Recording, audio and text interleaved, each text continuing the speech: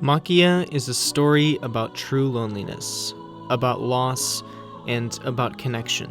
Most importantly, it's a story about love, specifically a mother's love for her child. It illustrates the complexity, sacrifice, and struggle entailed in motherhood. Although there are similarities between the two, the role a mother plays for a child differs from that of a father. It's not that a mother can't play the other role, or vice versa, but that a mother's care is not the same as a father's duty. Maquia presents the other side of the coin represented in Clannad Afterstory. Before I delve further, I want to clarify that I'll be focusing primarily on the relationship between a mother and her son in particular, because that's what the film focuses on and also what I relate to the most. The development of a relationship between a mother and her son is a type of relationship that constantly changes. Like the ebb and flow of waves in the sea, the connection between a mother and her son grows stronger at times while waning and fading at others. This dynamic relationship is often the result of fabricated and natural distance. In the early days of a child's life, they tend to cling to the person that was the first to hold them, the first to their care when they needed it, and the first person to wipe their tears when they cry. In a lot of cases, that person is their mother.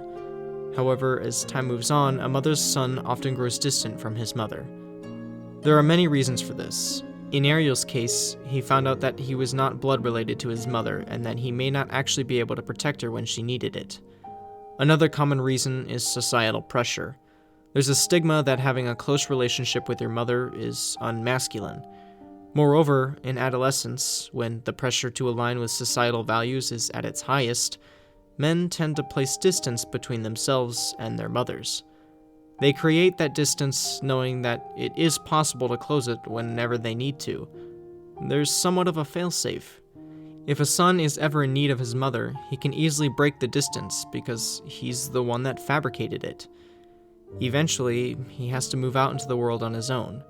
When that happens, the once bridgeable ravine between him and his mother becomes a vast canyon, impossible to cross. There's no longer a failsafe, because that separation becomes forced as a result of physical distance. When a son realizes that the canyon is too vast to cross, he'll often still attempt to reach out for the other side in desperation. He'll reach out to finally repay his gratitude, but it can sometimes be too late, as it was for Ariel. While it's not impossible to close the distance, it's certainly a lot more difficult. Through all of this, mothers expect nothing in return. In that regard, they are some of the most selfless people in the world. Maquia demonstrates that a mother's care is all about loving and caring for her children first and foremost. Maquia states that Ariel is the only person she thinks about in the film. Her only concern is her only child.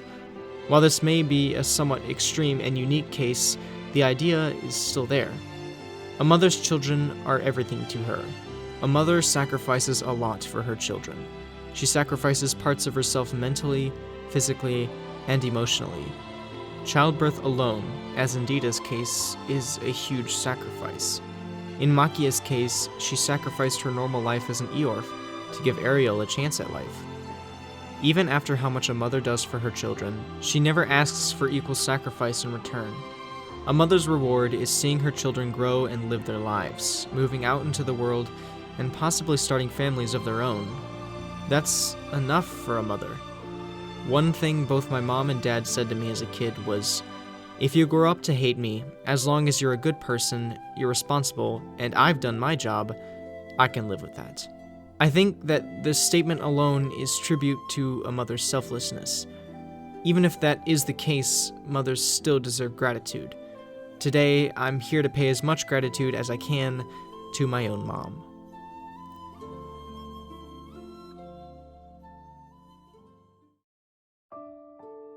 Hey Mom, I just wanted to take this time to say that you really do mean a lot to me. I know as I've grown older, I've somewhat pushed myself away from you. I share a lot of things with Dad that I just don't really share with you. I became distant with a lot of people in high school, but I feel as though I still haven't worked hard enough to repair our relationship. I'll be honest. It really hurts me to be unable to tell you everything that I can comfortably tell Dad. I want to have that same closeness with you, despite having this physical distance between us while I'm at college. In my slight independence, I've discovered something about me. It's something that I regret not realizing earlier. I've realized that I still need you. Without you always being there to care for me, it kind of makes some things really difficult. I know I always say I'm not a touchy person, but that doesn't mean I don't need a hug every now and then. Whenever I need a hug, you're the first person I want one from, because I know that whatever I'm going through, you'll care for me. You'll gladly give me a hug at any time, without even asking why. You have, and still do, sacrifice so much purely for my sake. You never expect or ask for anything in return. I don't think I've made nearly enough of an effort to repay you. I can't imagine what it's like to put so much love and care into raising someone who you know will never be able to repay that kindness and sacrifice. It means so much for me to be able to even do little things for you. I want to work to try and close the distance between us and show you my unending gratitude. As I grow more independent, I know it'll be challenging to do these things. Even so, I promise to put more effort into them. Even if I move far away, and I'm further physically separated from you than I ever have been in my life, I'll always work to close the gap. Your love and care is more than I could ask for or deserve, so thanks. Everything you've done and will do for me will not go unnoticed. Happy birthday.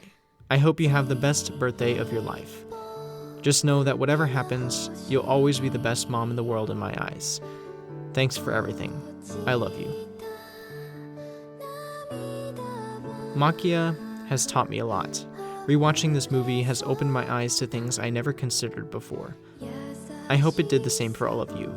If you're distanced from your mother, make sure to try and close that distance as much as you can. You never know when you'll need her the most. If you can't close that distance, never forget how much she, or another person who fulfills that role, has and will sacrifice for you. Never lose sight of those who've made you who you are as a person today. Whether those people are a part of your entire hibial, or if they're only a slight tear in the cloth, make sure to never forget them.